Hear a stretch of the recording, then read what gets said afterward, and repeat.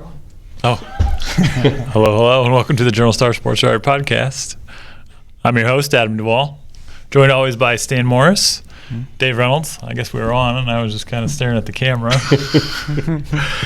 Stage fright there. Right? Yeah, I guess so. I just kind of froze. Bright lights here in the old photography studio. We're going to recap the end of the regular season, Week 9, look ahead to the first round of the playoffs, and just do our normal thing. As always, we're on Facebook Live, so feel free to leave us a comment or concern, complaint, question, whatever. We'll address it. And let's dive in. Dave, Big 12, Peoria High, normal community. Yeah, big game at the stadium for the Lions. They knocked off normal community 32-18. It really wasn't that close. A couple of touchdowns that could have happened for the Lions didn't. But they pretty much dominated this game. The passing game, led by Gabe Hernandez, was outstanding. And Javier Guyton played well too, running the ball. Defense was really good against a strong normal community team that really never got going on Friday. And then over in the middle line, it ended up being Pekin and Dunlap shared the title. Morton, your hot stock. Seth Glatz. Yeah, they keep rolling. Another great performance out of him. Absolutely, yeah. Morton, we'll talk about them a little bit later, but they're in a good position here heading into the playoffs. They've been playing very well lately. Staying over on the Week 9 small schools, the big one was the black and the blue game, Knoxville and Farmington, and Knoxville just took control and kind of ran with it, right? Well, they did, but it sure didn't look like that at first. I mean, Farmington was able to run the ball on Knoxville. They were able to mix in some passing, and they really they were up 21-6 and looked like they really had Knoxville reeling. But then a few interceptions later and a fumble recovered later from Knoxville. Knoxville just kind of they kind of steamrolled after a while and got things going. 28 unanswered points, and both really good football teams. The turnover bug kind of hit Farmington there with 4 interceptions on the night and 2 fumbles lost. So, great game to see both of those teams. Going into the playoffs are doing pretty well. So, you had an interesting note about Havana, right, in the playoffs. Yeah, Havana's last team in, the very last team in, had to do a tiebreaker to get in. And so, exciting for them. The downside of being the very last one to get into the playoffs is you get the number 1 overall seed then in the first round. But it's great for them to get into that playoffs and make it. So yeah. All right, so that is recapping Week 9. We're moving on to fantasy football for Week 9. Stan was the winner of Week 9. He edged Dave 57.25 to 56.25. Congratulations. By a point, huh? Break it down here. Up to do still. Yeah. Break it down here. Brady Klein of Washington, 67 passing yards, 81 rushing yards, and a touchdown, 17.45 points. Kenton Casterjohn of Fieldcrest, 155 rushing yards, 2 touchdowns, 27.5 points. Marcus Gully of Peoria Heights Quest, 63 receiving yards and a touchdown for 12.3 points. Dave, like I said, 56.25. He had Josh McMillan of Farmington, 163 passing, 1 touchdown with 31 rushing for 14.25. Caden Buster of Tremont, 87 rushing yards with 2 touchdowns and 1 2-point conversion for 22.7 points. Nate Thornton, another huge game, 127 receiving yards with a touchdown and 6 rushing yards for 19.3 points. Well, he finished the season strong, didn't he? Yeah. Humongous last few weeks for him, especially coming off an injury. I had 19.35 points. Riley Richards had 77 passing yards and a touchdown, 50 rushing yards and a touchdown for 17.85. Mitchell Gore, No points for Mitchell. And Dalton Powell of Farmington had 15 rushing yards and gave me 1.5 points. And our overall winner, drum roll please, Dave Reynolds, 549.85 points. I was a distant Congrats second. on that. Yeah, I would have never guessed that the first couple of weeks. Good job, Dave. Thank you. Good job. Distant second, myself, 446.73. Stan Morris, 439.24. Somebody had to be third. I guess. Well, clean slate in the playoffs, right? absolutely. Regular season titles don't translate to championships. So, Dave, playoffs. Same format. You get to pick one guy, and then he's gone. So who's your quarterback? Well, after watching Gabe Hernandez last week, I'm a Gabe Hernandez believer. He's a real standout for the Lions. He had 4 passing touchdowns and 1 rushing and 286 passing yards. So he's my guy for week 1 of the playoffs. All right. Stan, how about you? I'm going Alex Merlot. I'm going with the IVC guy. So playing Taylorville and hopefully be able to put up some numbers. Absolutely. Dave, I'm riding your coattail. I'm going with Gabe Hernandez as well. Go back to running back. Dave, who do you have? I have Cole Watkins, Washington. Cole Watkins. Had an outstanding season, and I think he'll continue it. All right. Stan, how about you? I'm going Carter Johnson, Princeville. Carter Johnson. All right. I'm going with Kenton Casterjohn of Fieldcrest. Expecting big things out of him. Dave, who's your wide receiver? I got last minute choice there, Alex Fulton from IVC. Alex Fulton, okay. Stan, how about you? Yeah, I'm going with the Alex double stack like I did in the regular season for 1 week, and they did well for me in that week, so hopefully they can do the same. Alex Fulton. I'm going with IVC's other quote-unquote receiver, Cam Woolard. Shout out, Cam. I got you. All right, so that's fantasy football. Looking forward to seeing how those guys perform there in the first round. We'll dip back to week 8 for just 1 second for one thing. One thing is one quote, note, stat, something from week 9 that stood out to you, or playoff pairings, whatever. Stan, you go first. Mine's going to be kind of that, the kind of in the playoffs, but the finishing up. We have 4 number 1 seeds for the small schools. That's pretty impressive to have 4 teams unbeaten, number 1 seeds in there. We have Anawan, Wethersfield, Knoxville, Princeton, IVC, all number 1 seeds, and then Fieldcrest is the number 2 seed. So very well represented in the playoffs with top seeds on the small school side. Okay. Dave, how about you? What's your one thing? Well, I already mentioned this, I guess, but the number 5, which was the total of touchdowns created by Gabe Hernandez of Central last week, 4 passing, 1 rushing. Could have had at least 1 more passing, but the ball was dropped heading to the end zone. So he had an outstanding week, and he's my guy this week. All right. All right, Dave, I pulled a quote from one of your stories. You may have to expound on it just a little bit. Peoria High wide receiver Kavion Mack on his coach Tim Thornton posting the name of the Lions' game-opening play, Yankee Pepper, on his Facebook page. Kavion said, "That was unique. I didn't think he was that confident to do so. He's a coach who knows what he's doing. I was ready for it." So can you kind of give us a little background on that? Yeah, that play was basically a fly pattern from Hernandez to Mack on the right sideline, and perfectly thrown, perfectly executed. Mack outran the coverage and really got the game started on quite a nice tone for the Lions. They're up 6-0 in the first 20 seconds. So it was a play that they've used before this year a few times and had success with.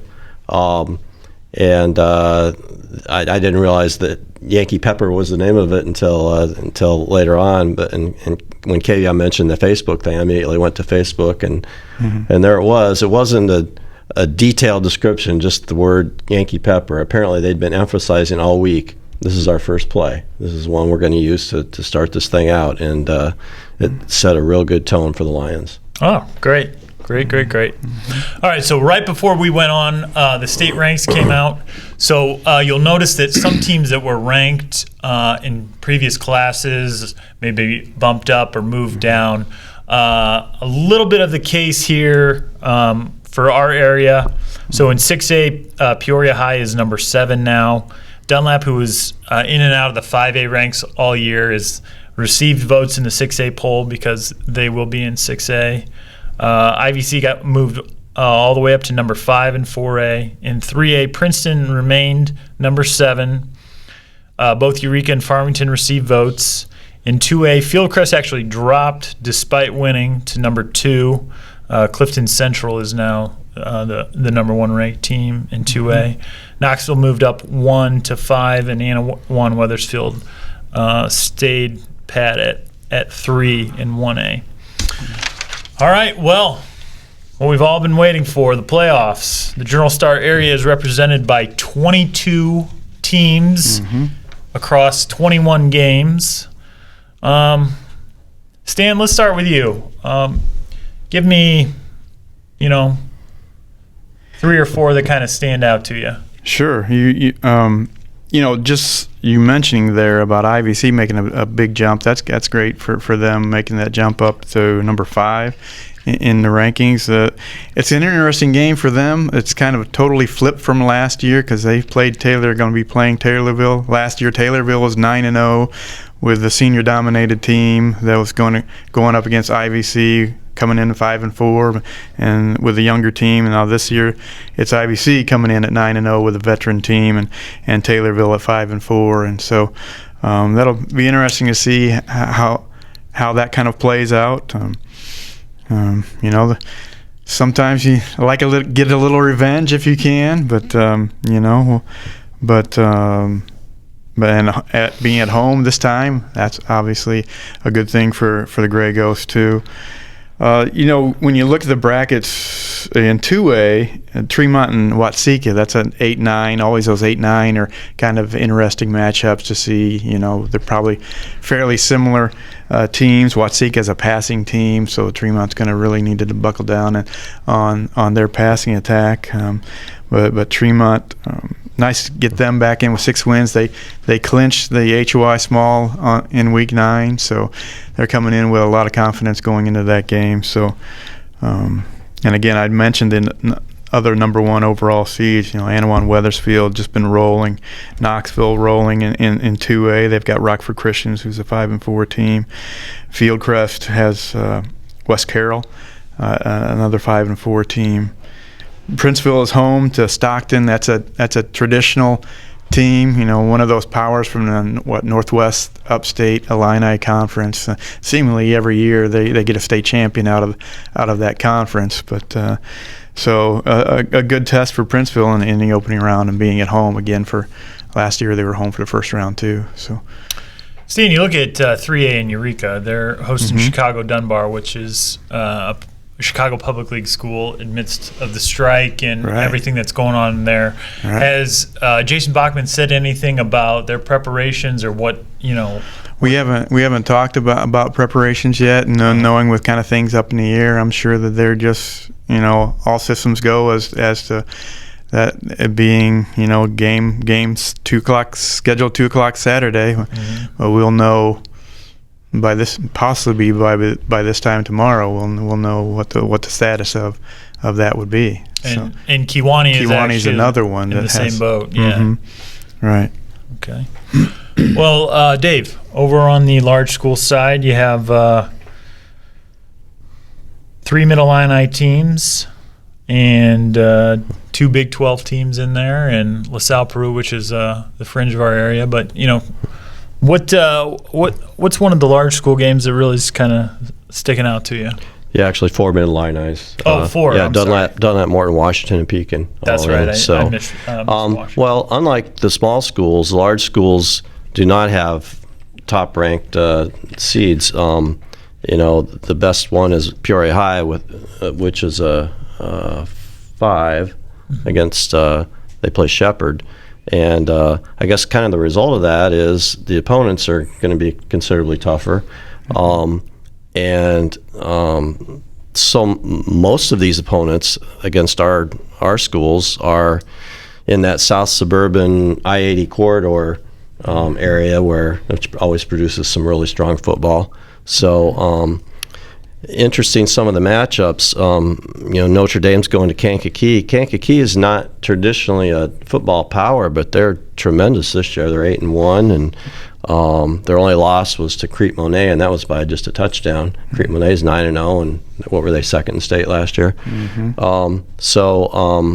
It's Dunlap's hosting Rock Island. Rock Island's had a tremendous season. Pounded Metamora early on, second game, and finished second in the Western Big Six. So a lot of tough matchups for our teams. I think the best chance, as I mentioned, Peoria High being the best seeded, they're playing Shepherd and have a home game at the stadium where they're always tough. So I think that's probably our best chance at a victory. The other one I haven't mentioned, Joliet Catholic at Morton, and you just mentioned the name Joliet Catholic around here. I mean, 14 state titles. Last year they came down here, played Metamora in the first round. They were 5-4. 5-4, and not only did they clobber Metamora, they just steamrolled all the way to the state championship. And I know they kind of got healthy there toward the end. That was a big factor, but you can never count that program out. So that'll be and Morton's playing great, probably as well as anybody in our area. So that one I'm planning to go to, and it should be a tremendous game. We look at Pekin in 7A, and that's another team that started 0-3 and has really played well. Yeah. I mean, what's that 15-18? See, I mean, you get to 7A, 8A, and they seed 1 through 32. Right. So I mean, that's what how do you view that? Is that just kind of a flip of the coin there? Yeah, I think so. I mean, I think Pekin can win that game, but man, you look at Harvey Thornton's schedule, and that they're in that tough Southland Conference. They finished third, they haven't been to the playoffs for a few years, but they've traditionally been there, over the past couple of decades, almost every year. So it's, again, a tough draw for one of our schools, but Pekin's playing well, and I think they have the horses to go up there and win a game. All right, guys, I'm going to put you on the spot. I know, Stan, you're going to Princeville, correct? Believe I'll be going to Farmington. Farmington. Okay, Farmington. You're going to Farmington. Dave, you're going to Morton. What one game would be kind of on your wish list if you weren't going to the game that you were? Oh. Tough question. I tell you what, I'm covering the Peoria High game. I would be interested to see Notre Dame and Kankakee. I think Kankakee's defense, from what I've read, has been absolutely phenomenal. And Notre Dame, that's another team that's got their quarterback back and healthy and just, and an offense that probably Kankakee's hasn't seen much of. Yeah, absolutely. Absolutely. Kankakee's only given up 13 points in its last 6 games. Yeah, that's total, unreal. Yeah. Unreal. So, Stan, what one game intrigues you that you're not heading to this weekend? I guess I'd say that Stockton and Princeville game. You've got, again, one of those traditional powers of the Northwest Upstate Illini coming to Princeville, and Princeville's had a great season at 7-2, and to see how they stack up in that matchup. And what's been cool about Princeville is the way the progression of Sam Street Matter and the passing game that they've had. I mean, they've been throwing the ball more than they've ever thrown the ball under John Carruthers, and so to kind of see that kind of progressively even throughout the year getting stronger passing game. I think Street Matter had 4 touchdown passes in Week 9 to get, help them get that win, to get a seventh win and guarantee a home game. So that'd be an interesting game to go see, I'm sure. Dave, how about you? Anything on the big school side? We mentioned some of them. I think there's so many games that are going to be close, and one we haven't mentioned, Washington at Richards, Oaklawn Richards. The Panthers weren't great on the road this year, but they really finished strong. I think they won their last 4 games, if I'm not mistaken. But they are, obviously playoff ready. That's a program that's been there and done that, and not as veteran of a group as last season, but that it would not surprise me if they went up there and beat Richards. Although Richards is another one of those powers. They've won a couple state titles. It's been a while, but they're going to be a formidable opponent. But I think that would be one I'd like to see, is Washington at Oaklawn Richards. All right. Well, you can find all of the pairings on our website, and the statewide pairings would be on IHSA.org. All right, first round picks. We'll go with the Week 9 results. Stan and Dave both went 3-0. I went 2-1.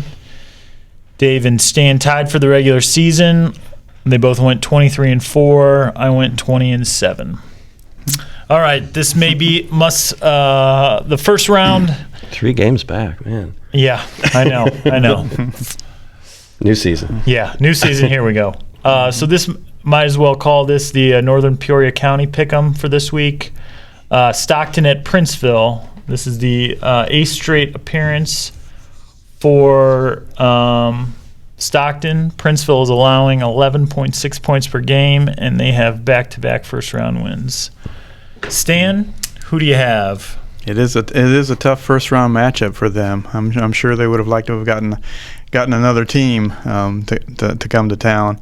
But like you mentioned, Princeville's defense, I think, is solid enough to hold Stockton down. I'm going to say Princeville by a touchdown. We'll go 21-15. Throw out a weird number. 21-15. Dave? Yeah, Stockton at Princeville. Yeah, I agree with Stan. I think I wrote down 28-21 Princeville, but I agree. I think it's going to go, within a touchdown. I did Princeville 35, Stockton 15. The next game in 4A, Taylorville 5-4 at 9-0 IVC. Taylorville won last year's first round meeting 57-30. All time IVC is 2-9 in the playoffs, and they actually have 2 exits, first round exits, when they were 9-0. So, Dave. Wow, that's good research. I didn't know that. So, who do you pick? That's now that I know that. No, I wrote down IVC 42-14. I don't think they're going to have any trouble, considering what they've done this season. But man, to exit first round 9-0, that's something. Twice. Yeah. Stan, how about you? Now I think they've got a stronger team this year too. So, yeah, I see IVC moving on in that game. But Taylorville's not. I mean, Taylorville's going to give them a game. I'll say it's 31-20. 31-20. I said IVC's winning, of course, but I said 34-20. So, okay. So, this final game, Rock Island 7-2 at Dunlap 7-2. Rock Island really is 6-3 because they got a forfeit win over Moline, who used an ineligible player. They both have a common opponent in Metamora. Rock Island won 35-14. Dunlap needed a late field goal to win 10-7. Dave, who do you have? I think Rock Island is just going to be a little too strong for the Eagles. 28-21. I think that Dunlap can stay with them. I don't know the status of Mitchell Gore, whether he's going to play or not, but they need him to play in this game, obviously. But I think the Rocks are rock solid. Well done. Stan, how about you? I'm thinking the same. I think that's but I'm going to go a little closer. I'll go 21-20. 21-20. Dunlap, 17-14, late field goal. All right. Hope you're right. Before we close, we got the 45 seconds on the clock. Give me something from each of your beats. Stan with the Smalls, 45. Starts now. Well, it's just kind of anxious to see what happens with those 4 number 1 seeds. I mean, you've got some real strength there with Anawan Wethersfield. You've got Knoxville, IVC. Princeton's another one that, and then Fieldcrest even being a number 2 seed. Just can they kind of keep that thing rolling? They've got unbeaten seasons. You certainly don't want to go 9-0 and then lose that first round game. But we'll just see how those guys do. I'm looking forward to seeing what the progression of those teams are. Dave? Yeah, it hasn't been a real stellar season for the large school teams. Nobody's run the table. Peoria High at 7th is the highest ranked team among this group. But you've got several teams that are playing really well at this point in the season. Morton, Pekin, Notre Dame, Peoria High, those 4 in particular, and I don't know. Saying that, if our teams go 0-6 and we're done after the first weekend, which is certainly possible because they're all playing very competitive teams, I think there'll be at least a couple wins in there. But like I mentioned at the start of the show, it's a tough caliber of opponent that our large school teams are facing this week, and so just hope for the best. Yeah. All right, gentlemen. What type of preview stuff will we have rolling out, Stan? I will have something on IVC that I will run, I think, on Saturday. Okay. Dave, yeah, I'm going to write something on Washington this week. We haven't touched on them since they've been on this hot streak toward the end, and just kind of get into some of that, what's led to it, and maybe talk to Cole Watkins a little bit, who's been a real cog in that machine. Okay. Well, be sure to follow all of our coverage online at pjstar.com/sports. Follow us on Twitter at pjstarsports. Join the conversation with the hashtag PGSPreps. For Stan Morris, Dave Reynolds, our producer Matt Dayhoff, I'm Adam Duvall. Bye for now.